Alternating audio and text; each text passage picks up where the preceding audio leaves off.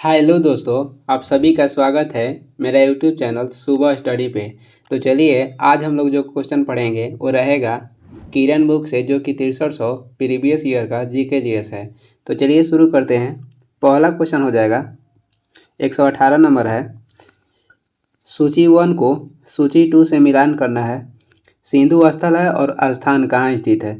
लोथल जो है ये लोथल कहाँ स्थित है, तो लोथल गुजरात में स्थित है। रोपण कहेगा तो रोपण स्थित है पंजाब में। राकी गढ़ी कहेगा तो यह हरियाणा में है। और कालीबांगा कहाँ स्थित है, तो कालीबांगा स्थित है राजस्थान में। लोथल से कहेगा क्या किसका साक्ष्य मिला है, तो लोथल से अग्निकुंड का साक्ष्य प्राप्त हुआ है। और भारत में स्थित सबसे बड़ा स्थल कहेगा, भारत में स्थित सबसे बड़ा सिंधु स्थल कहेगा तो राकी गढ़ी हो जाएगा, जो कि हरियाणा में स्थित है। कालीबांगा से प्राप्त हुआ है जूते हुए खेत। आगे देखेंगे, अगला क्वेश्चन है निम्नलिखित में से कौन सा कथन जो है सही है। तो ये देखते हैं कौन सा। 326 ईसा पूर्व में सिकंदर ने भारत पर आक्रमण किया था, ये सही है। अभी तक्षशिला का राजा ने सिकंदर और उसकी सेना का स्वागत किया था, ये ठीक है, ये सही है। यानी कि 1 और 2 दोनों सही है। सिकंदर ने भारत पर आक्रमण किया था 326 ईसा पूर्व में। और सिकंदर का जो मृत्यु हुआ था 332 नहीं, इसका मृत्यु हुआ था 323 ईसा होगा। 323 ईसा पूर्व में इसका मृत्यु हुआ था। और कहाँ पे हुआ था, तो बेबीलोन में हुआ था। इसका मृत्यु हुआ था बेबीलोन में। और किस रोग के कारण, तो ज्वार के कारण हुआ था। सिकंदर ने हाइडेस्पिस का जो युद्ध लड़ा था वो पोरस के साथ लड़ा था, कहेगा किस नदी पे, तो झेलम नदी पे। उस समय इसका प्राचीन नाम था बितस्ता नदी। और सिकंदर के सेना कहेगा किस नदी को पार करने से इनकार कर दिया था, तो ब्यास नदी को पार करने से इनकार कर दिया था। उस समय ब्यास नदी का प्राचीन नाम हो जाएगा बिपाशा नदी। सेल्यूकस के कहेगा थल सेनापति कौन था, तो इसका थल सेनापति हो जाएगा सेल्यूकस निकोटर। और जल सेनापति कहेगा तो निराकस थे। थल सेनापति सेल्यूकस निकोटर थे और जल सेनापति कहेगा तो निराकस। आगे देखेंगे, अगला क्वेश्चन हो जाएगा सुमिलित कीजिए आश्रम और वायु। आश्रम है और मतलब वायु है, और किस एज में आदमी कौन सी स्थिति में रहता है उसको सुमिलित करना है। तो इसमें ए के 1, 2 के बी, सी के 3 और डी के 4 लाइन बाई लाइन है। जो ब्रह्मचार्य जीवन है ये कब से कब तक उम्र तक रहता है, तो ये जन्म से 25 वर्ष तक जो उम्र होता है उसे ब्रह्मचर्य कहते हैं। उसे हिंदी में कहेंगे तो विद्यार्थी जीवन हो जाएगा। और गृहस्थ जीवन जिसे पारिवारिक जीवन कहते हैं ये 25 से 50 वर्ष की उम्र तक रहता है। और निर्वृत यानी कि वानप्रस्थ जीवन हो जाएगा 50 से 75 वर्ष तक। और सन्यासी जो जीवन होता है 75 से 100 वर्ष तक रहता है। आगे देखेंगे, अगला क्वेश्चन हो जाएगा हड़प्पा स्थल किस नदी पर स्थित है। हड़प्पा जो स्थल है किस नदी के तट पर स्थित है, तो ये स्थित है रावी नदी के तट पर।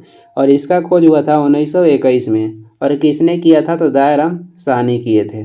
वही मोहनजोदड़ो के खोज गएगा तो 1922 में हुआ था। और इसका खोज किए थे रखालदास बनर्जी। और मोहनजोदड़ो सिंधु नदी के किनारे स्थित है। मोहनजोदड़ो और हड़प्पा ये दोनों पाकिस्तान में स्थित है। ऋग्वेद में सबसे पवित्र नदी कहेगा तो सरस्वती नदी हो जाएगा। ब्यास नदी का प्राचीन नाम कहेगा तो बिपाशा हो जाएगा। भारत पर हमला करने वाला पहला आक्रमणकारी कौन था, तो ये हो जाएगा डेरियस। और ये आक्रमण किया था भारत पर 516 ईसा पूर्व में। बीसी मतलब होता है बैक ऑफ सेंचुरी यानी कि ईसा पूर्व। और डेरियस किस देश का था, तो ईरान के था। सिकंदर आक्रमण किया था भारत पर 326 ईसा पूर्व में। और इसका सेनापति कौन था, सेल्यूकस निकोटर था थल सेनापति। जल सेनापति कहेगा तो निराकस हो जाएगा। आगे देखेंगे, 129 नंबर हो जाएगा सिंधु घाटी के लोग निम्न देवता की पूजा करते थे। जो सिंधु घाटी के लोग थे वो पशुपति देवता को पूजा करते थे। और सिंधु घाटी सभ्यता कैसी सभ्यता थी, नागरीय सभ्यता थी।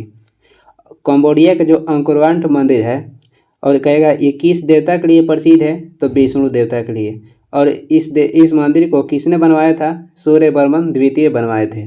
भारत में ब्रह्मा जी के एकमात्र मंदिर है जो कि राजस्थान में पुष्कर में स्थित है। महात्मा बुद्ध ने प्रथम उपदेश कहाँ दिया था, जो महात्मा बुद्ध थे प्रथम उपदेश दिए थे सारनाथ, और ये कहाँ है, तो ये वाराणसी के पास है। प्रथम उपदेश जो सारनाथ में दिए थे उसको क्या कहा गया, धर्म चक्र परिवर्तन। महावीर प्रथम का उपदेश कहाँ दिए थे, तो ये दिए थे राजगीर में। और भाषा कहेगा तो प्राकृत या अर्धमगधी था। और जो महात्मा बुद्ध पहला उपदेश दिए थे वो पाली भाषा में दिए थे। और महात्मा बुद्ध को ज्ञान के कहेगा प्राप्ति कहाँ हुआ था, तो बोध गया में हुआ था। महात्मा बुद्ध सर्वाधिक उपदेश कहाँ दिए थे, तो ये दिए थे सरस्वती में। आगे देखेंगे 125 नंबर क्वेश्चन हो जाएगा। अशोक किस राजवंश से संबंधित था, अशोक मौर्य वंश से संबंधित थे। और हर्यक वंश से संबंधित थे बिंबिसार। बिंबिसार और बिंदुसार ये दो शासक हैं।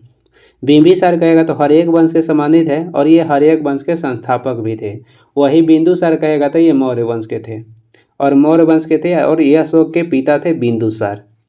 गुप्त वंश के संस्थापक कहेगा, गुप्त वंश के संस्थापक थे श्रीगुप्त, और वास्तविक संस्थापक कहेगा तो चंद्रगुप्त प्रथम हो जाएंगे। पुराणों की संख्या कहेगा कितनी है, पुराणों की संख्या हो जाएगा 18, और सबसे पुराना पुराण कहेगा तो मत्स्य पुराण हो जाएगा। और संस्कार की संख्या कितनी है, 16। भारत में बकरी की जो प्रजाति पाई जाती है ये पाई जाती है 21। भैंस के कहेगा तो 7 और गाय के कहेगा तो 32 पाई जाती है। आगे देखेंगे 127 नंबर हो जाएगा। मौर्य राजवंश के बाद अगला कौन सा राजवंश सत्ता में आया। मौर्य राजवंश के बाद कौन सा वंश आया था, तो मौर्य के बाद शुंग वंश आया था, जिसका संस्थापक थे पुष्यमित्र शुंग, और राजधानी कहेगा तो विदिशा हो जाएगा। और मौर्य वंश से पहले कौन वंश शासन कर रहा था, तो नंद वंश। नंद वंश के जो अंतिम शासक थे घानानंद, उसे हराकर चंद्रगुप्त मौर्य ने मौर्य वंश की स्थापना की थी। और कहेगा किस वंश को किस वंश के शासनकाल को स्वर्ण युग कहा जाता था, तो गुप्त वंश के शासनकाल को स्वर्ण युग कहा गया। कुषाण वंश में सर्वाधिक गंधार कला का विकास हुआ था। कुषाण वंश में सर्वाधिक गंधार कला का विकास हुआ था। आगे देखेंगे 128 नंबर हो जाएगा। सिंधु घाटी की सभ्यता किस लिए प्रसिद्ध है। सिंधु घाटी की जो सभ्यता है किस लिए प्रसिद्ध है, तो गेहूं की खेती या जौ की खेती के लिए। और कहेगा वही सिंधु घाटी सभ्यता जो है ये कैसी सभ्यता है, तो ये प्राचीन नदी घाटी सभ्यता थी, और ये नागरीय भी कह सकते हैं। आगे देखेंगे 129 नंबर हो जाएगा। भगवान बुद्ध का जन्म स्थान कहाँ है। भगवान बुद्ध का जन्म हुआ था लुम्बिनी, जो कि नेपाल में स्थित है, और कब हुआ था, तो 563 ईसा पूर्व में हुआ था। और इनका मृत्यु कहेगा तो कुशीनगर में हुआ था, कब, 483 ईसा पूर्व में। और वही महावीर के जन्म हुआ था वैशाली बिहार में 540 ईसा पूर्व में। महावीर ने प्रथम कहाँ उपदेश दिए थे, तो ये दिए थे राजगीर में, और को कहे कौन भाषा में, तो प्राकृत भाषा में। आगे देखेंगे 130 नंबर क्वेश्चन हो जाएगा। जैन धर्म के संस्थापक कौन थे। जैन धर्म के संस्थापक कहेगा कौन थे, तो जैन धर्म के संस्थापक ऋषभ देव थे, और वास्तविक संस्थापक कहेगा तो महावीर हो जाएंगे। जैन धर्म के संस्थापक हो जाएंगे ऋषभ देव, और वास्तविक कहेगा तो महावीर हो जाएंगे। जैन धर्म में तीर्थकरों की संख्या कहेगा तो 24 हो जाएगा। महावीर 24वें तीर्थकर थे, और ऋषभ देव जो थे ये प्रथम तीर्थकर थे। ऋषभ देव के कहेगा प्रतीक चिन्ह क्या था, तो सांड हो जाएगा, और महावीर के कहेगा तो सिंह हो जाएगा। लोकायत दर्शन के कहेगा प्रवर्तक कौन थे, तो चारवाक हो जाएंगे। भारत में शिलालेख का प्रचलन किसके शासनकाल में हुआ, तो ये हुआ था अशोक के कार्यकाल में। भारत में शिलालेख के प्रचलन हुआ था अशोक के शासनकाल में। और चारवाक का ही कथन था कि जब तक जियो खुशी से जियो और उधार लेकर घी पियो। किसने कहा था कि जब तक जियो खुशी से जियो और उधार लेकर घी पियो, तो ये बोले थे चारवाक। और ये किस दर्शन के प्रवर्तक थे, लोकायत दर्शन के। आगे देखेंगे अगला हो जाएगा 131 नंबर। सम्राट अशोक की राजधानी का नाम क्या था। सम्राट अशोक की राजधानी का नाम हो जाएगा पाटलिपुत्र। पाटलिपुत्र का स्थापना किसने किया था, तो उदयन किए थे। और आगरा शहर के स्थापना किए थे सिकंदर लोदी 1504 में, और सिकंदर लोदी अपना राजधानी आगरा ही बनाए थे। दिल्ली के संस्थापक कौन हो जाएंगे। दिल्ली के संस्थापक तोमार शासक अनंगपाल हो जाएंगे। आगे देखेंगे 132 नंबर है। कलिंग युद्ध से संबंधित निम्नलिखित में से कौन है तो कलिंग युद्ध से संबंधित थे अशोक। कलिंग का युद्ध हुआ था 261 ईसा पूर्व में और अशोक यहाँ विजय पाए थे। कलिंग के युद्ध में ही अशोक का जो हृदय परिवर्तन हुआ था कलिंग के युद्ध में ही हुआ था। चंद्रगुप्त मौर्य कहेगा चंद्रगुप्त मौर्य सेल्यूकस निकोटर को कब हराए थे? तो ये 305 ईसा पूर्व में हराए थे। बिंदुसार के उपनाम कहेगा तो अमित्रघात हो जाएगा। बिंदुसार के उपनाम अमित्रघात। और हल्दी घाटी के जो युद्ध हुआ था ये किसके बीच हुआ था? हल्दी घाटी के युद्ध हुआ था 1576 में और अकबर के सेनापति थे मान सिंह और महाराणा प्रताप के बीच हुआ था। आगे देखेंगे 133 नंबर हो जाएगा। गौतम बुद्ध को बोध गया में किस वृक्ष के नीचे ज्ञान की प्राप्ति हुई?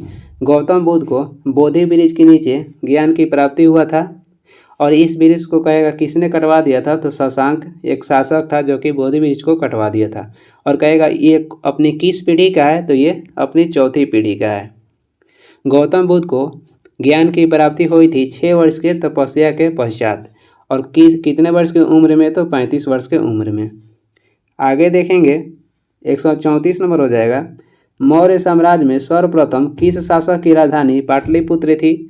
मौर्य साम्राज्य में सर्वप्रथम किस शासक की राजधानी पाटलिपुत्र थी? तो यह चंद्रगुप्त मौर्य हो जाएंगे। उसके बाद कहेगा तो बिंदुसार और उसके बाद अशोक। कनिष्क की राजधानी कहेगा तो पेशावर हो जाएगा जिसे पुरुषपुर भी कहते हैं। और भारतीय के लिए रेशम मार्ग की स्थापना किसने किया था? तो कनिष्क किए थे। मौर्य वंश के संस्थापक जो थे ये चंद्रगुप्त मौर्य थे और चंद्रगुप्त मौर्य के उत्तराधिकारी कहेगा तो बिंदुसार हो जाएंगे और बिंदुसार के उत्तराधिकारी हो जाएंगे अशोक। अशोक के उत्तराधिकारी कहेगा तो हो जाएंगे कुणाल। अशोक के उत्तराधिकारी कुणाल हो जाएंगे। आगे देखेंगे 135 नंबर। भारत का नेपोलियन के नाम से जाने जाते हैं।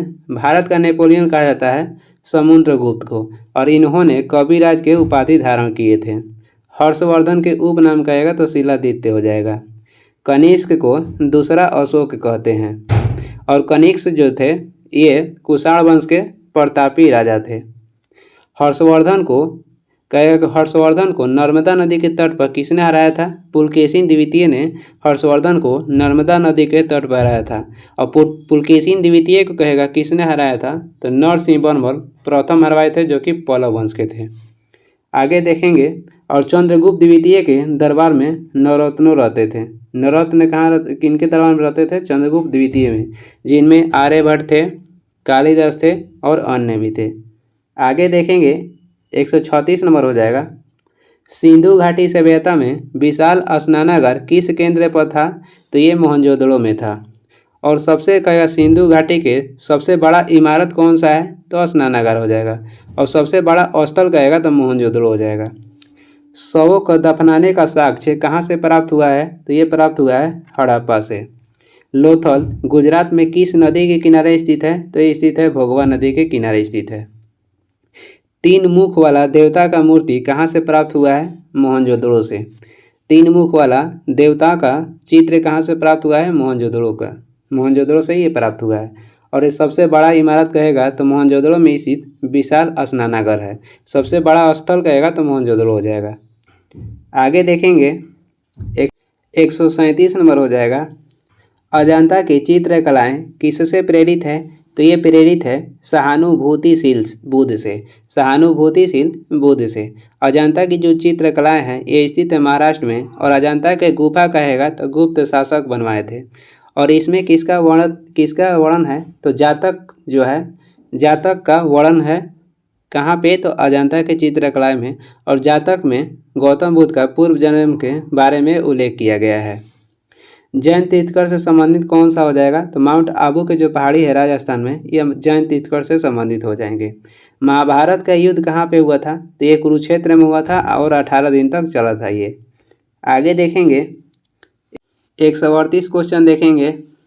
जैन धर्म का 23वां तीर्थकर कौन थे? जो जैन धर्म में कुल 24 तीर्थकर थे इनमें 23 नंबर पर कौन थे? तो पार्श्वनाथ हो जाएंगे। और इनका प्रतीक चिन्ह कहेगा तो सर्प हो जाएगा। महावीर कहेगा तो 24वां थे और इनका प्रतीक चिन्ह हो जाएगा सिंह।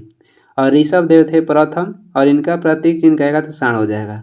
और एक क्वेश्चन आता है कि किस जैन तीर्थकर का उल्लेख ऋग्वेद में मिलता है? तो इसमें हो जाएंगे ऋषभनाथ और अरिष्टनेमी।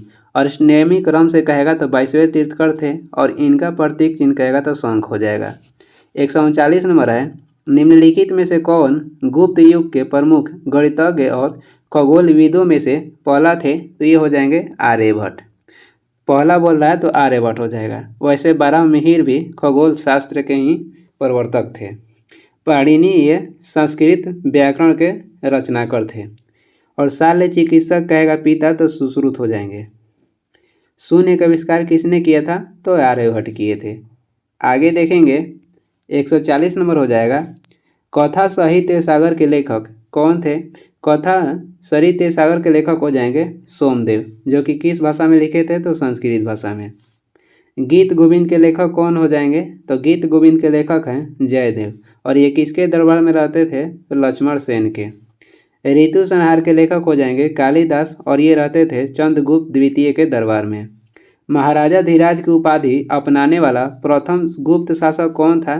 तो ये हो जाएंगे चंद्रगुप्त प्रथम, और इनको गुप्त वंश के वास्तविक संस्थापक भी कहा जाता है। समुद्रगुप्त किसके उपाधि धारण किए थे? तो कविराज का। और संस्थापक कहेगा तो श्रीगुप्त हो जाएंगे गुप्त वंश के, वास्तविक कहेगा तो चंद्रगुप्त प्रथम हो जाएंगे। आगे देखते हैं 142 नंबर है, जैन धर्म के 23वें तीर्थकर कौन थे? तो ये हो जाएंगे पार्श्वनाथ। प्रतीक चिन्ह कहेगा तो सर्प हो जाएगा। वही कहेगा कि महावीर कौन से थे? तो 24वां थे। महावीर जो थे ये पुनर्जन्म में विश्वास रखते थे। जैन धर्म के संस्थापक ऋषभ देव थे, वास्तविक महावीर थे। गौतम बुद्ध ये बौद्ध धर्म के संस्थापक थे। बहुत सारा क्वेश्चन जो कि रिपीट हुआ है, और ये सब बेसिक क्वेश्चन है जो कि हर एग्जाम में आता है, तो आप देखते रहिए, बार बार क्वेश्चन आने से आपको याद भी हो जाएगा। कनिष्क के शासनकाल में बौद्ध संगीति का आयोजन कहाँ पे हुआ था? कनिष्क के शासनकाल में बौद्ध संगीति का जो आयोजन हुआ था ये चौथा हुआ था, और ये हुआ था कुंडनवर कश्मीर में। पहला कहेगा पहला कहाँ हुआ था? पहला हुआ था राजगिरी में, दूसरा हुआ था वैशाली में, तीसरा हुआ था पाटलिपुत्र में, और चौथा हुआ था कनिष्क के शासनकाल में कुंडलवन कश्मीर में। मगध ये कहेगा सबसे शक्तिशाली था, तो मगध जो साम्राज्य था सबसे शक्तिशाली था। कनिष्क ने शक संवत की स्थापना किए थे 78 ईस्वी में। आगे देखेंगे 144 नंबर हो जाएगा, निम्नलिखित में से कौन तीसरे तीर्थकर थे? तीसरे तीर्थकर कहेगा तो ये हो जाएंगे संभवनाथ, और इनका प्रतीक चिन्ह कहेगा तो घोड़ा हो जाएगा। प्रथम ऋषभ देव और दूसरा कहेगा तो अजितनाथ थे, और इनका प्रतीक चिन्ह हाथी हो जाएगा।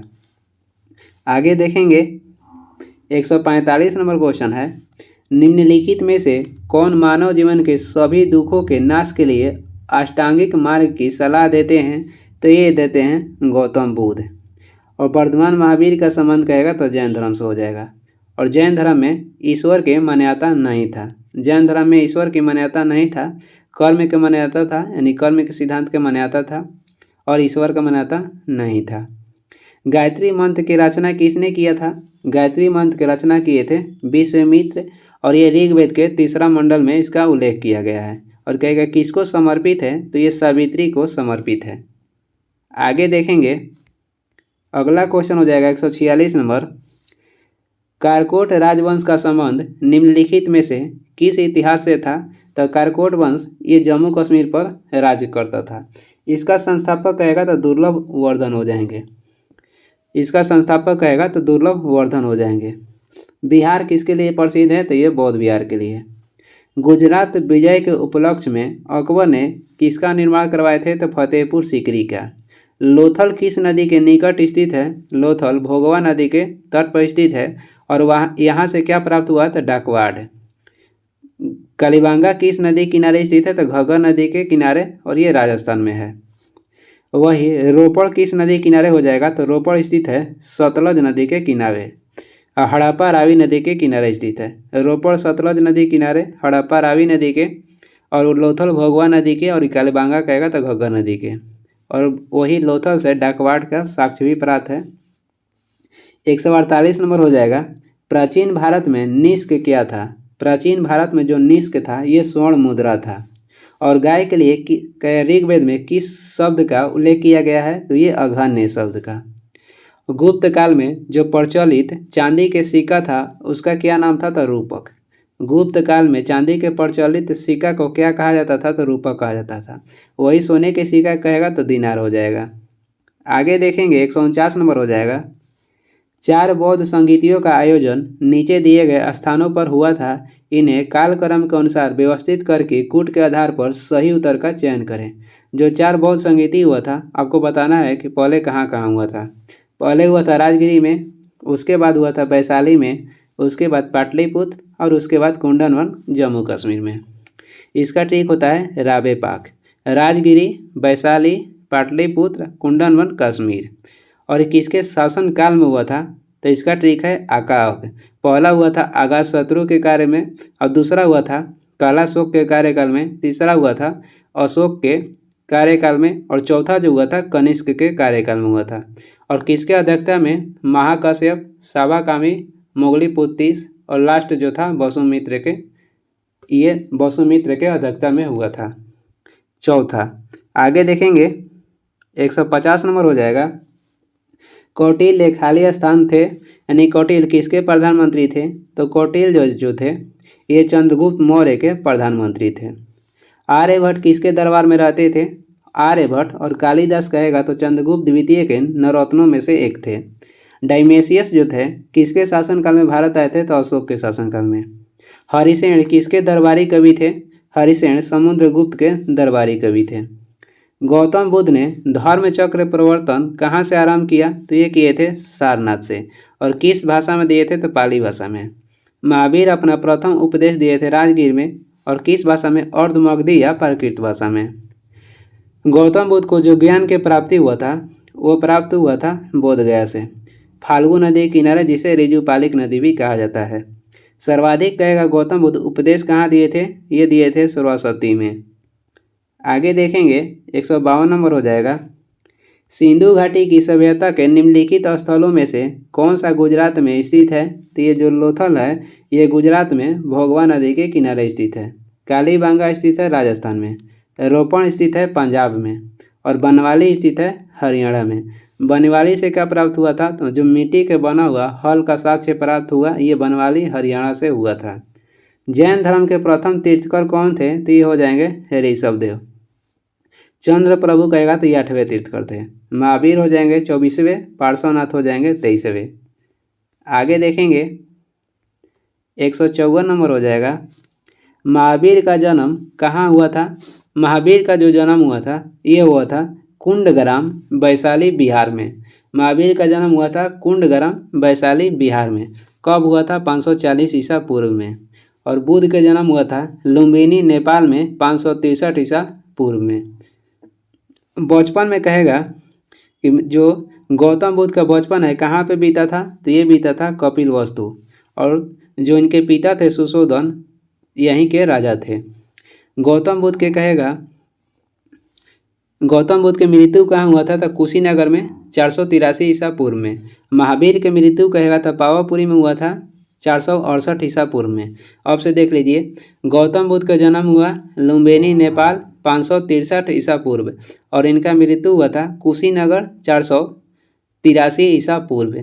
वही महावीर के कहेगा जन्म कहाँ हुआ था? तो कुंडग्राम, वैशाली, बिहार, और डेट कहेगा तो 540 ईसा पूर्व में, और वो मृत्यु हुआ था कब? तो 468 ईसा पूर्व में। कहाँ पे? तो पावापुरी में। आगे देखेंगे 155 नंबर हो जाएगा। महात्मा बुद्ध ने अपना प्रथम धर्म चक्र प्रवर्तन किस स्थान पर दिए थे? ये क्वेश्चन बहुत बार रिपीट हो गया। महात्मा बुद्ध प्रथम उपदेश जिसे धर्म चक्र प्रवर्तन कहा जाता था कहाँ दिए थे? तो सारनाथ में दिए थे। और वही महावीर के जन्म हुआ था कुंडग्राम, वैशाली, बिहार में। महात्मा बुद्ध के जन्म लुम्बिनी हुआ था। पाटलिपुत्र के संस्थापक कौन थे? उदयन थे। आगे देखेंगे 156 नंबर हो जाएगा। त्रिपिटक क्या है? तो त्रिपिटक बुद्ध के उपदेशों का संग्रह है। त्रिपिटक बुद्ध के उपदेशों का ये संग्रह है। महावीर के कहेगा उपदेशों का संग्रह को क्या कहा जाता है? तो ये आगम कहा जाता है। ब्रह्मा विष्णु महेश का जो विष्णु महेश मतलब एक साथ इनका मंदिर जो है कहाँ पे है? तो ये है सुचिंद्रम में, तमिलनाडु।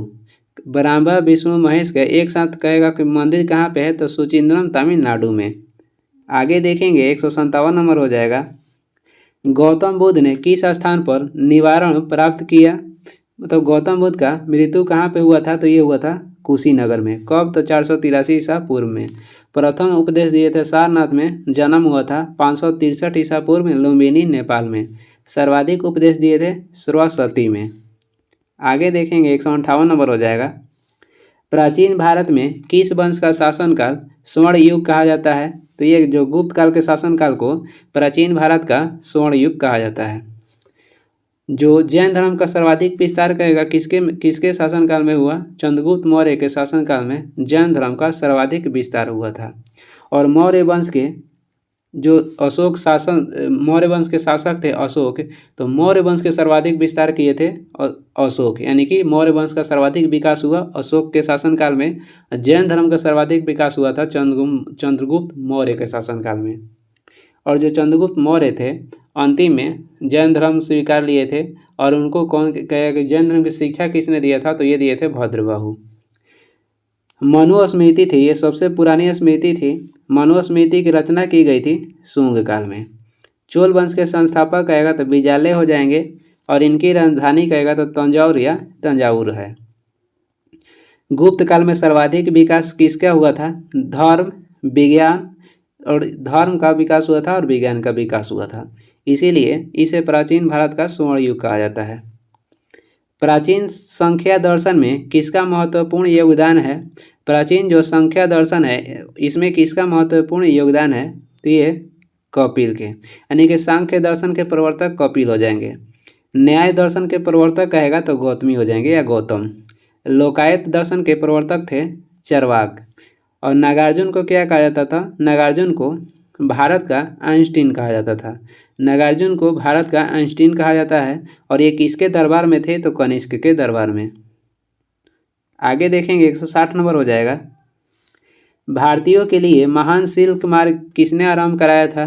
भारतीयों के लिए महान सिल्क मार्ग बनवाए थे कनिष्क। भारतीयों के लिए महान सिल्क मार्ग जो था किसने बनवाया था, तो कनिष्क बनवाए थे। अशोक के उत्तराधिकारी कहेगा तो कुणाल हो जाएंगे। फाहियान किसके शासनकाल में भारत आया था, चंद्रगुप्त द्वितीय के। और अंतिम बौद्ध राजा कहेगा तो हर्ष हो जाएंगे। आगे देखेंगे, निम्न में से कौन सा क्षेत्र अशोक के साम्राज्य में सम्मिलित नहीं था। तो ये श्रीलंका अशोक के राज्य में सम्मिलित नहीं था। बाकी अफगानिस्तान हो जाएगा, बिहार हो जाएगा और कलिंग हो जाएगा। अफगानिस्तान, बिहार और कलिंग अशोक के साम्राज्य में सम्मिलित था। कौन नहीं था, तो श्रीलंका।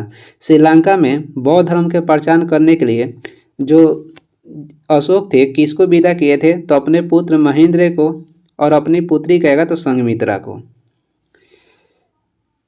जो अशोक थे कहेगा कि इनका जो हृदय परिवर्तन हुआ था ये किस युद्ध में हुआ था, तो ये कलिंग के जो युद्ध हुआ था उसमें अशोक के हृदय परिवर्तन हुआ था।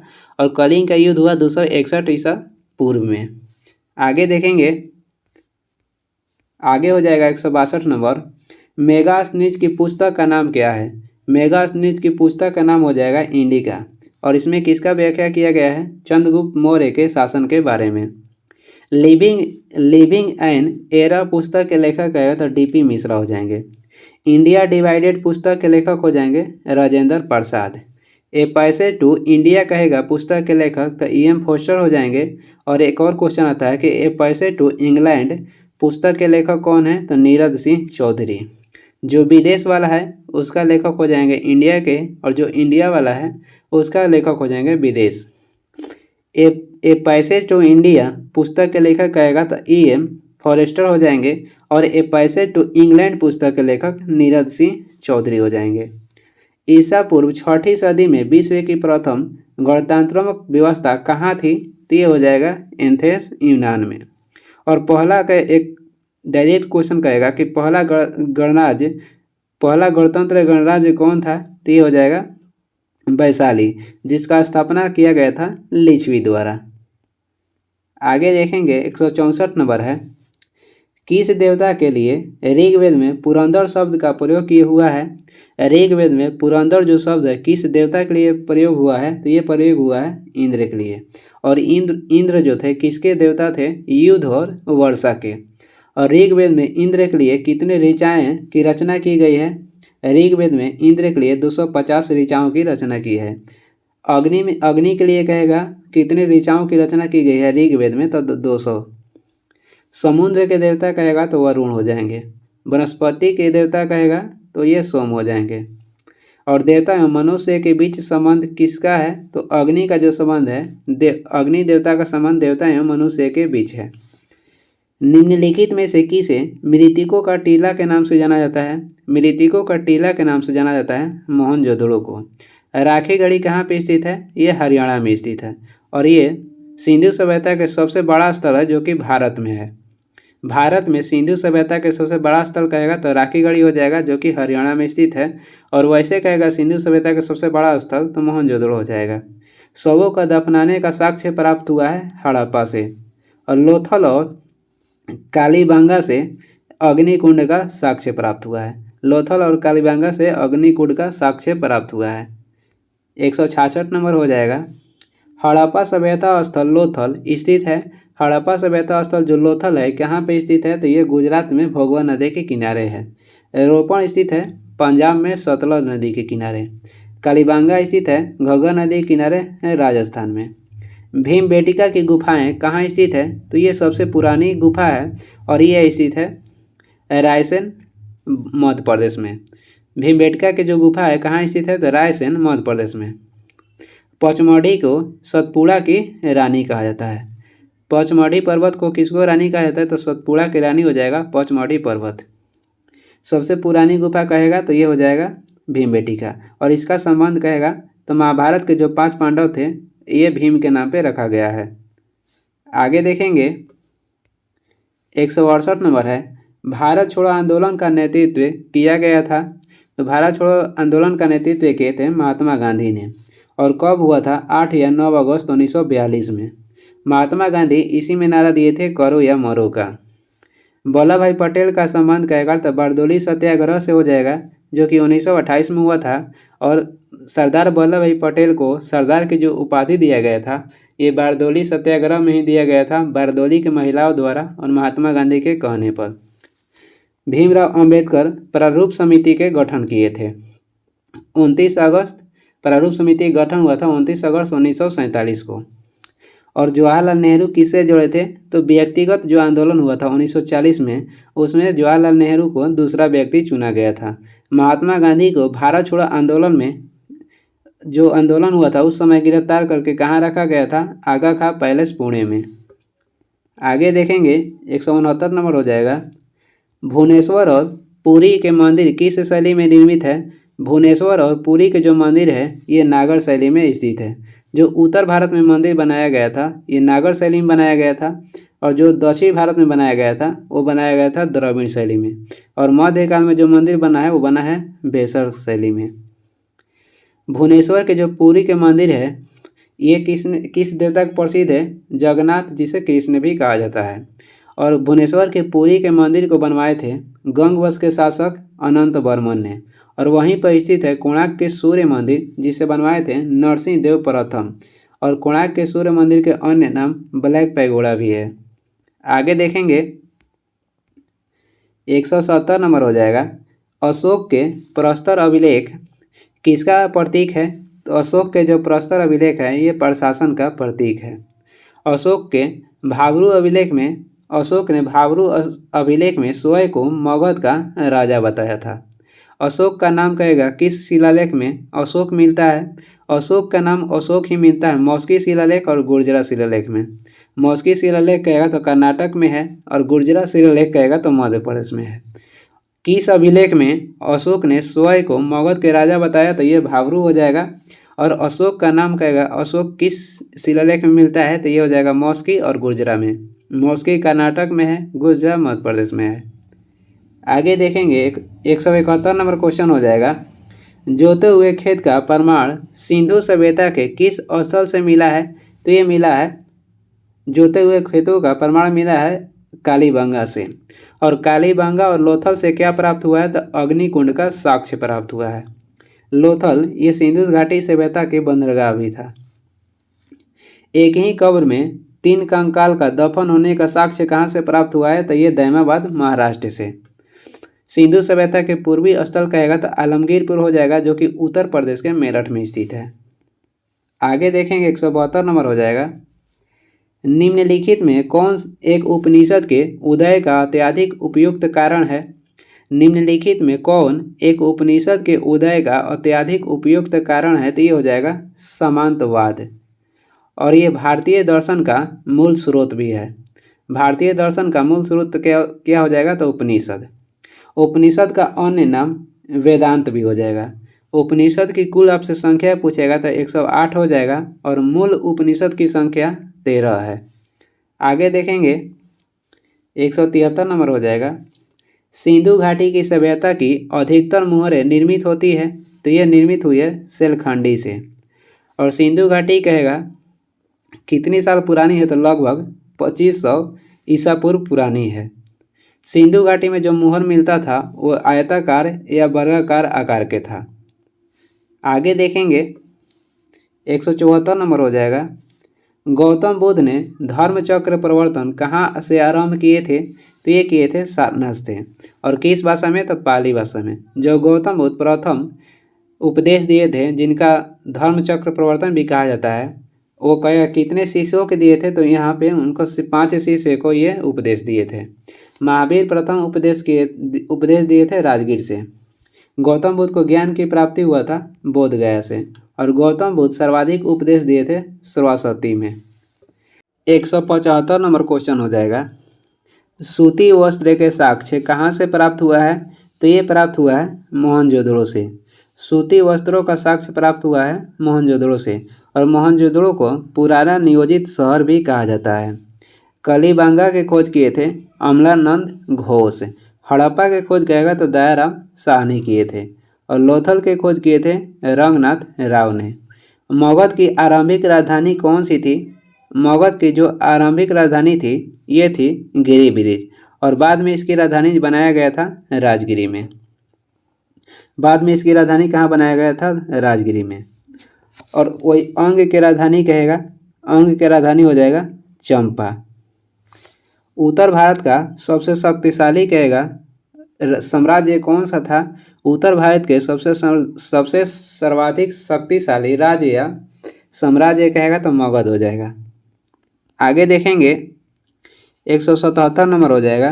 निम्न में से कौन सा विष्णु का अवतार नहीं था? तो ये में जो दधीची है ये विष्णु का अवतार नहीं है। विष्णु के कितने अवतार हैं? तो विष्णु के 10 अवतार हैं, जिनमें हो जाएंगे मत्स्य, कूर्म और परशुराम। और जो दधीची कौन थे? तो ये शिव के महान भक्त थे। दधीची ये शिव के महान भक्त थे।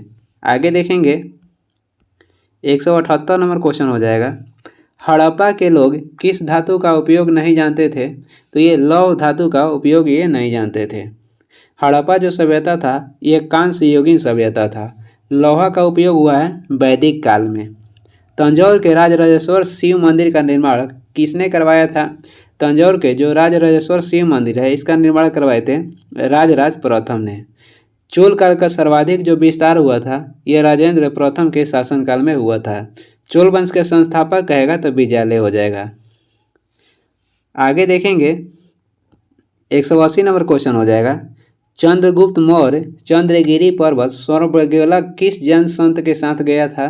तो ये गए थे भद्रबाहु जैन संत के साथ। और वहीं पे चंद्रगुप्त मौर्य ने अंतिम क्षण में जैन धर्म की शिक्षा लिए थे। किससे? तो भद्रबाहु से लिए थे।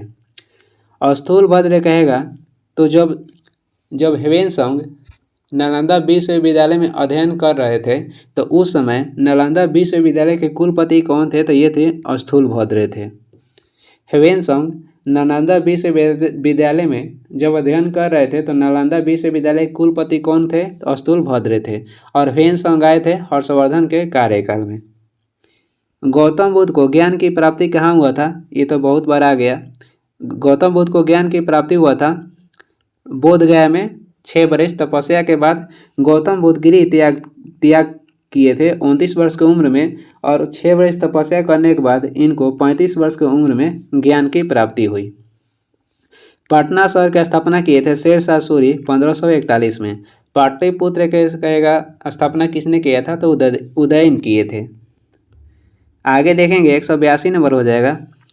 मगध के किस प्रारंभिक शासक की गद्दी के लिए उसके पुत्र ने हत्या कर दी थी, तो जो हरेक वंश के संस्थापक थे बिंबिसार, इनकी हत्या इनके पुत्र किए थे अजातशत्रु, और इनकी हत्या इनके पुत्र कर दिए उदयन। किसके लिए, तो गद्दी के लिए। और मौर्य वंश के अंतिम शासक आएगा तो वृद्धरथ हो जाएंगे। मगध के किस प्रारंभिक शासक की गद्दी के लिए उसके पुत्र हत्या कर दी, तो ये बिंबिसार थे, जो कि हर्यक वंश के संस्थापक थे। बिंबिसार की हत्या किए थे उनके पुत्र अजातशत्रु, और अजातशत्रु की हत्या किए थे उनके पुत्र उदयन ने। गौतम बुद्ध का नाम क्या था, गौतम बुद्ध का जो बचपन का नाम था वो था सिद्धार्थ, और महावीर का बचपन के नाम कहेगा तो वर्धमान हो जाएगा। आगे देखेंगे 184 नंबर हो जाएगा। नालंदा महाविहार किसके लिए विख्यात है, तो ये विख्यात है पाली अनुसंधान संस्थान के लिए, और पाली अनुसंधान संस्थान का उपनाम कहेगा तो ह्वेनसांग स्मारक भी है। आगे देखेंगे 185 नंबर हो जाएगा। चंद्रगुप्त मौर्य के गुरु कौन थे, तो ये चाणक्य थे, जिनका अन्य नाम कहेगा तो विष्णुगुप्त था। वैशेषिक जो वैशेषिक दर्शन था, वैशेषिक दर्शन के कहेगा प्रवर्तक कौन थे, तो ये कणाद हो जाएंगे। लिंगायत दर्शन के प्रवर्तक हो जाएंगे वत्स्यायन। आगे देखेंगे 186 नंबर क्वेश्चन हो जाएगा। थियोसॉफिकल सोसाइटी की स्थापना की नींव किसने रखी थी, तो ये रखी थी मैडम HP ब्लावत्स्की एवं MS अलकॉट ने। थियोसॉफिकल जो सोसाइटी है इसका स्थापना हुआ था न्यूयॉर्क में 1875 में, और किसने किया था, तो मैडम HP ब्लावत्स्की एवं MS अलकॉट ने। और भारत में इसका कहेगा, भारत में इसका जो मुख्यालय कहाँ पे था, तो ये अडयार में था, और भारत में इसका मुख्यालय 1882 में बनाया गया था। एनी बेसेंट ने होम रूल लीग की स्थापना किए थे 1916 में। स्वामी विवेकानंद ने रामकृष्ण मिशन की स्थापना किए थे 1897 में, और रामकृष्ण मठ की स्थापना किए थे 1898 में। स्वामी विवेकानंद ने रामकृष्ण मिशन की स्थापना की 1897 में, और रामकृष्ण मठ कहेगा तो इसकी स्थापना किए थे 1898 में, यानी कि 1 साल बाद। 187 नंबर क्वेश्चन हो जाएगा। अशोक के शिलालेख में प्रयुक्त भाषा कौन सी है, अशोक के जो शिलालेख है उसमें प्रयुक्त भाषा कौन सी है, तो अशोक के शिलालेख में प्रयुक्त भाषा कहेगा तो प्राकृत हो जाएगा। लिपि कहेगा तो ग्रीक, अरमाइक और ब्राह्मणी था। लिपि में हो जाएगा ब्राह्मणी लिपि, खरोष्टी लिपि, ग्रीक लिपि और अरमाइक लिपि। वही भाषा कहेगा तो प्राकृत था।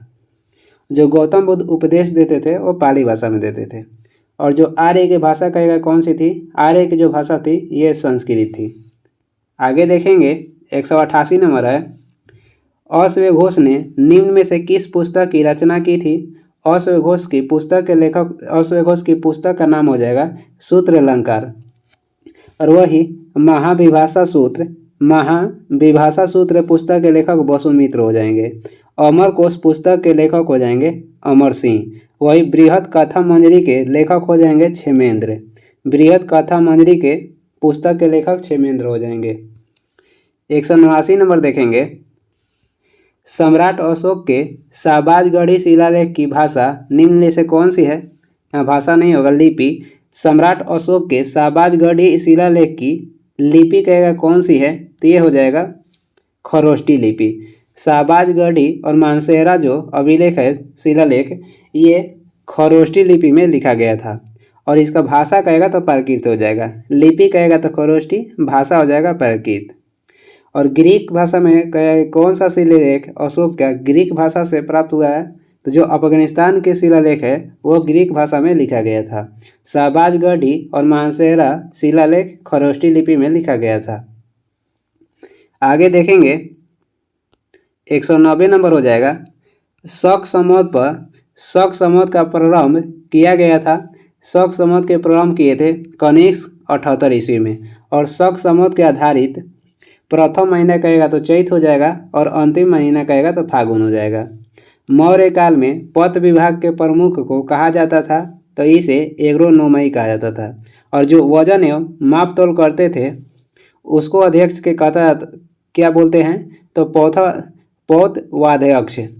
पौतवाध्यक्ष बोलते हैं। जो मौर्य काल में वजन एवं माप का अध्यक्ष थे उसे पौतवाध्यक्ष बोलते हैं। और सीताध्यक्ष किसको कहते हैं, कृषि के अधिकार के, जो कृषि के अध्यक्ष थे उसे सीताध्यक्ष कहा जाता है। आगे देखेंगे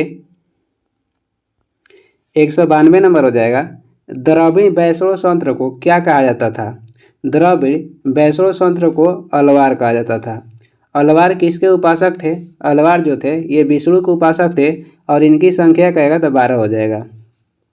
नयनार जो संत थे ये शिव के उपासक थे और इनकी संख्या थी 63। और ये दोनों क्या करते थे, ये दोनों दक्षिण भारत में भक्ति के प्रचार करते थे। सैंधव सभ्यता काल में श्रृंगार पेटिका की अवशेष किस स्थल से प्राप्त हुआ है, तो ये प्राप्त हुआ है हड़प्पा से। और सैंधव सभ्यता की पहली बार खोज किसने किया था, तो जॉन मार्शल किए थे। कालीबांगा से जुते हुए खेतों का साक्ष्य प्राप्त हुआ है। घोड़ा के अवशेष कहेगा कहाँ से मिला है, तो ये सुरतकोटदा या सुरतगई से मिला है। आगे देखेंगे 194 नंबर हो जाएगा, गुप्त काल में कुल उपज का कितना भाग भू राजस्व के रूप में लिया जाता था, तो कुल उपज का 1/6 भाग भू राजस्व के रूप में लिया जाता था। कहेगा कि किस काल को भारत का स्वर्ण काल कहा जाता था, तो गुप्त काल के उत्तर भारत के स्वर्ण काल कहा जाता था। गुप्त काल के कार्यकाल को उत्तर भारत में ये स्वर्ण काल कहा गया था। मंदिर निर्माण कला की शुरुआत की गई थी गुप्त काल में और मूर्ति निर्माण की शुरुआत की गई थी कुषाण काल में। मंदिर निर्माण की प्रारंभ हुआ था गुप्त काल में, मूर्ति निर्माण कहेगा तो कुषाण काल में। 195 नंबर हो जाएगा, संगम युग का संबंध किस राज्य के इतिहास से है, तो यह हो जाएगा तमिलनाडु। गुजरात विजय के उपलक्ष्य में अकबर ने किसका निर्माण करवाए थे, फतेहपुर सीकरी का। कलिंग का युद्ध किसके द्वारा लड़ा गया था, अशोक के द्वारा। और कब, तो 261 ईसा पूर्व में, जिसमें अशोक का हृदय परिवर्तन भी हो गया था। कलिंग का वर्तमान नाम कहेगा तो उड़ीसा हो जाएगा। और बिहार किस लिए प्रसिद्ध है, तो ये बौद्ध बिहार के लिए। बौद्ध भिक्षुओं के, जो बौद्ध भिक्षु थे उन्हीं के अनुसार बिहार का जो नाम है बिहार पड़ा था। प्राचीनतम वेद कौन सा है, प्राचीनतम वेद हो जाएगा ऋग्वेद। और सबसे बाद के वेद कहेगा तो अथर्ववेद हो जाएगा। अथर्ववेद में बलिदान विधि का उल्लेख मिलता है, बलिदान विधि का अथर्ववेद में, यानी कि उल्लेख किया गया है बलिदान विधि का अथर्ववेद में। पहली बार गोत्र शब्द का उल्लेख मिलता है ऋग्वेद में। यज्ञ संबंधित जो जितना साक्ष्य है ये यजुर्वेद से मिलता है। और सामवेद को भारत का संगीत का जनक कहा जाता है। सबसे अंत में कौन सी घटना हुई, ऑप्शन अनुसार देखना है कि सबसे अंत में कौन सी घटना हुई, तो सभी देख लेते हैं line by line. Chandragupta Maurya का राज्याभिषेक हुआ था 321 ईसा पूर्व से लेकर 297 ईसा पूर्व के बीच। आगे देखेंगे अशोक का राज्याभिषेक कब हुआ, 268 ईसा पूर्व में।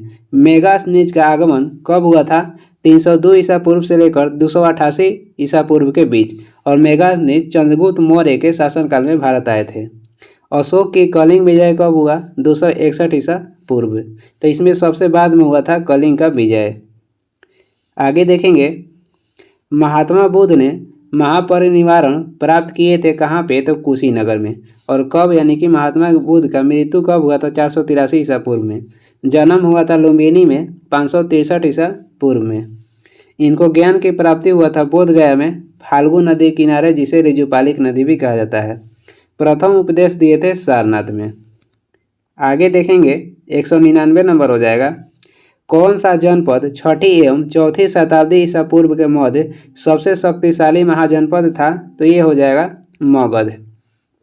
मगध के राजधानी कहेगा तो गिरिब्रिज या राजगिरी हो जाएगा। महाजनपद की कुल संख्या कहेगा तो 16 है। और इसका कहेगा उल्लेख कहाँ पे मिलता है, तो बौद्ध धर्म के कहेगा तो अंगुत्तर निकाय में हो जाएगा। और जैन धर्म के कहेगा तो भगवती सूत्र में मिलता है। 16 महाजनपद का उल्लेख मिलता है बौद्ध धर्म के अंगुत्तर निकाय में, जैन धर्म के भगवती सूत्र में। वाराणसी कहेगा मगध की राजधानी हो जाएगा गिरिब्रिज या राजगिरी। काशी की राजधानी हो जाएगा वाराणसी। कौशल की राजधानी कहाँ था, श्रवस्ती। और पंचाल की राजधानी कहेगा तो अहिछत्र हो जाएगा। आगे देखेंगे 200 नंबर क्वेश्चन हो जाएगा। जैन धर्म का 23वां तीर्थंकर कौन थे? तो ये थे पार्श्वनाथ और इनका प्रतीक चिन्ह कहेगा तो सर्प हो जाएगा। प्रथम थे ऋषभ देव और इनका प्रतीक चिन्ह सांड था। 21वां थे नेमिनाथ और इनका प्रतीक कहेगा तो नीलकमल हो जाएगा। 21वां तीर्थंकर थे नेमिनाथ, प्रतीक चिन्ह कहेगा तो नीलकमल हो जाएगा। महावीर 24वें तीर्थंकर थे और इनका प्रतीक चिन्ह कहेगा तो सिंह हो जाएगा। प्राचीन भारत में जंगलवासी किस नाम से जाने जाते थे? तो ये निषाद के नाम से। और ये कहाँ रहते थे? तो पहाड़ पर रहते थे और कुछ मछुआरे के रूप में जाना जाते थे और कुछ शिकारी के रूप में। आगे देखेंगे हस्तिनापुर का उत्खनन किसके मध्य हुआ था? तो ये 950 से 52 ईस्वी के मध्य हस्तिनापुर का उत्खनन हुआ था और ये कहाँ पे है? तो यूपी के मेरठ में। और इसका कहेगा कि ये किस में बह गया? तो ये बाढ़ के कारण ये बाढ़ में बह गया था। आगे देखेंगे 203 नंबर हो जाएगा। निम्न में से कौन सी वस्तु हड़प्पा शव स्थल से प्राप्त नहीं हुई है? निम्न में से कौन सी वस्तु हड़प्पा शव स्थल से प्राप्त नहीं हुई है? तो ये हो जाएगा सूती वस्त्र प्राप्त नहीं हुआ है। सूती वस्त्र की राजधानी किसे कहते हैं? तो सूती वस्त्र की राजधानी मुंबई हो जाएगा। और कौन कौन सी वस्तु प्राप्त हुआ है? पॉटरी जिसे बर्तन कहते हैं, गहने और ताम्र शीशा। बौद्ध धर्म में उपदेश देने हेतु किस भाषा का प्रयोग किया जाता था? बौद्ध धर्म में उपदेश देने हेतु पाली भाषा का प्रयोग किया जाता था। जैन धर्म में कहेगा तो प्राकृत भाषा का उपयोग किया जाता था जिसे अर्धमागधी भी बोलते हैं। आर्य की भाषा कहेगा तो संस्कृत हो जाएगा। जो वैदिक काल है ये आर्यों की देन है। 205 नंबर देखेंगे। किस मौर्य स्तंभ के शीर्ष पर एक विशाल हाथी स्थापित है? तो ये जो संकीर्षा स्तंभ है उस पे एक विशाल हाथी का स्थापित किया गया है।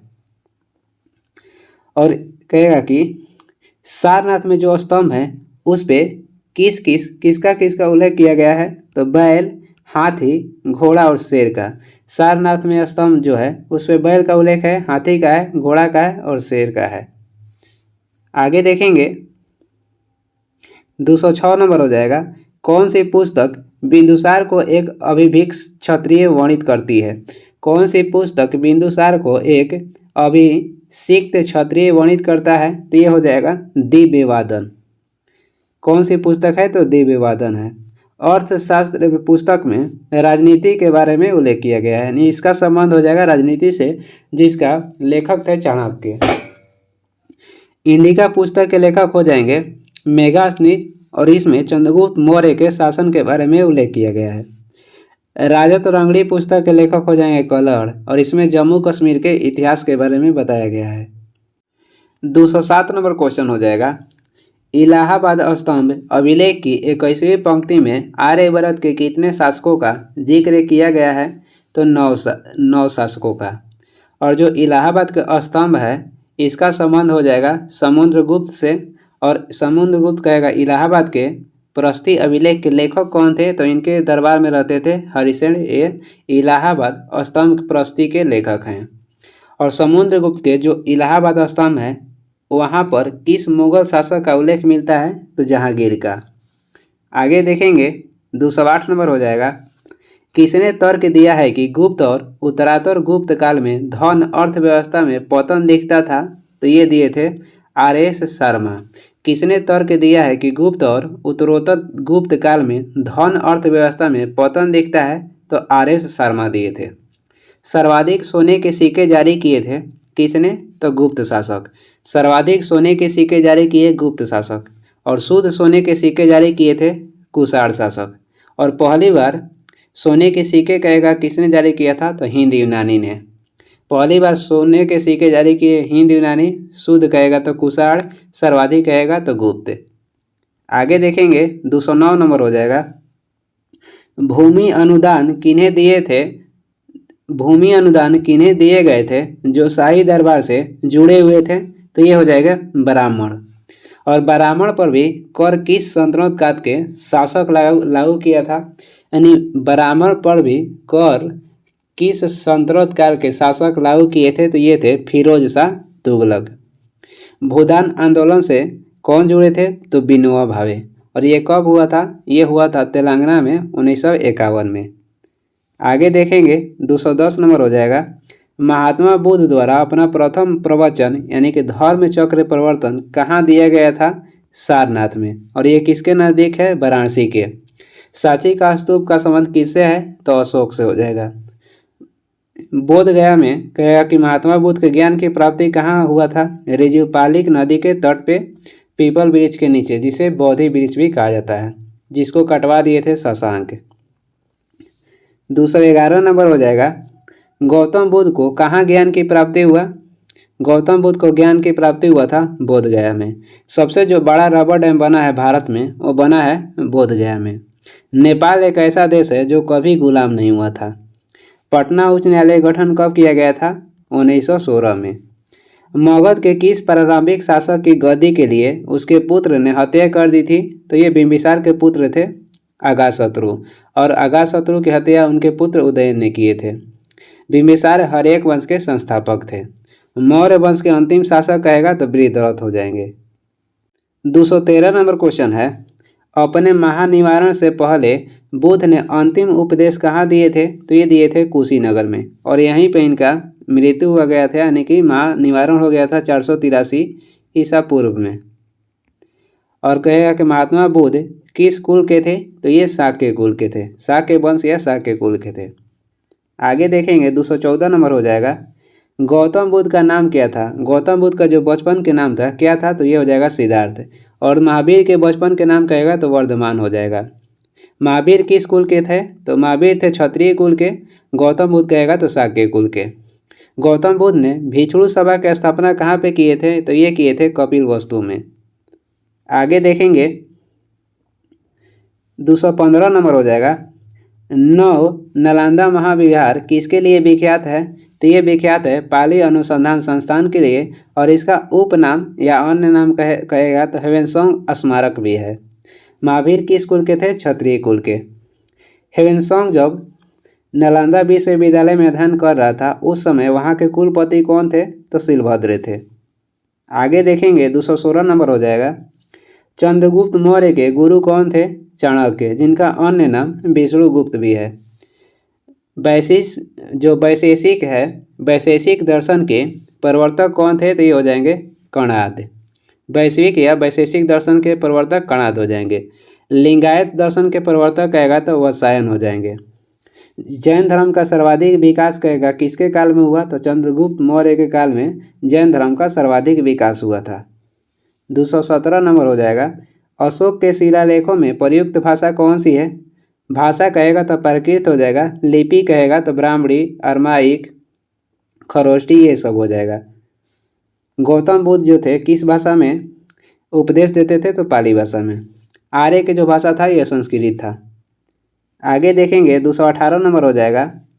हड़प्पा के किस स्थल में जलाशय के प्रमाण मिले हैं? तो ये धौलवीरा से मिला है। हड़प्पा के धौलवीरा एक ऐसा स्थल था जो कि 3 भागों में विभक्त था। और वही जो नर्तकी के कांस्य से मूर्ति मिला है ये मिला है मोहनजोदड़ो से। और श्रृंगार के जो सामान है ये मिला है हड़प्पा से। और डाकवाड़ का साक्ष्य कहाँ से प्राप्त हुआ है? लोथल से, और ये बंदरगाह भी था। 219 नंबर हो जाएगा। मौर्य के अंतर्गत भौतिक संस्कृति के प्रसार में कौन सहायता करता था? तो उपयुक्त में सभी हो जाएगा, जैसे कि व्यापारी, प्रशासक और बौद्ध साधु। आगे देख लेंगे 220 नंबर हो जाएगा। आर्य का मूल निवास कहाँ था? आर्य का जो मूल निवास था ये मध्य एशिया था। और आर्य का मूल निवास मध्य एशिया था ये किसने बताया था? तो मैक्स मूलर बताए थे। या किसके अनुसार कहेगा? तो मैक्स मूलर के अनुसार। और दयानंद सरस्वती के अनुसार आर्य कहाँ बसे थे? तो ये तिब्बत में बसे थे। आर्य सभ्यता कैसी सभ्यता थी? तो ये ग्रामीण सभ्यता थी। और ये किसको मानते थे? इसकी जो सभ्यता थी आर्य के, तो ये पितृ प्रधान था, यानी कि पिता को ज़्यादा वैल्यू देते थे। आगे देखते हैं। उत्तर वैदिक काल में इंद्र का स्थान किस देवता को मिला था? उत्तर वैदिक काल में इंद्र का जो स्थान था ये प्रजापति देवता को मिला था। और जो वैदिक काल है ये आर्यों की देन है। वैदिक काल की सभ्यता किसकी देन है? तो आर्यों की देन है। उत्तर वैदिक काल का कार्यकाल कहेगा कब से कब तक था? 1000 ईसा पूर्व से लेकर 600 ईसा पूर्व तक था। और ब्रह्मा जी का एकमात्र कहेगा कि मंदिर कहाँ पे है, तो राजस्थान के पुष्कर में है। आगे देख लेंगे 222 नंबर हो जाएगा। चोल काल में ब्राह्मणों को दी जाने वाली भूमि को क्या कहा जाता था, तो ये कहा जाता था ब्रह्मदेव। और विद्यालय के रख रखाव जो करता था उसको कौन सी भूमि कर दिया जाता था, तो सालाभोग। चोल वंश के संस्थापक कहेगा तो विद्यालय हो जाएंगे, राजधानी कहेगा तो तंजौर थी। चोल वंश नौसेना रखने वाली पहली वंश थी और ये प्रसिद्ध थी अस्थायी सेना रखने के लिए भी। नौसेना रखने के लिए और अस्थायी सेना रखने के लिए प्रसिद्ध वंश कहेगा तो चोल वंश हो जाएगा। गौतम बुद्ध ने धर्म चक्र परिवर्तन कहाँ प्रारंभ की थी, तो ये दिए थे सारनाथ में। ये बहुत बार क्वेश्चन आ गया। और अंतिम दिए थे कुशीनगर में। सर्वाधिक कहेगा तो सोरासती में दिए थे। आगे देखेंगे 224 नंबर है। कौटिल्य किस स्थान में राजनीति विज्ञान और अर्थशास्त्र के प्रधानाध्यापक थे, तो ये तहसीला जो कि विश्व के प्रथम विश्वविद्यालय है उसमें राजनीतिक विज्ञान और अर्थशास्त्र के प्रधानाध्यापक थे। और ये कहाँ स्थित है, तो पाकिस्तान में है। और कहेगा कि तहसीला जो विश्वविद्यालय है किस नदी के तट पर बसा है, सिंधु और झेलम के। आगे देखते हैं और 2 क्वेश्चन बचा है। इसमें कुछ ऑप्शन है, देख लेते हैं। पाटलिपुत्र का स्थापना किसने किया था, तो उदयन किए थे। और तहसीला जो विश्वविद्यालय है ये विश्व के प्राचीन विश्वविद्यालय है।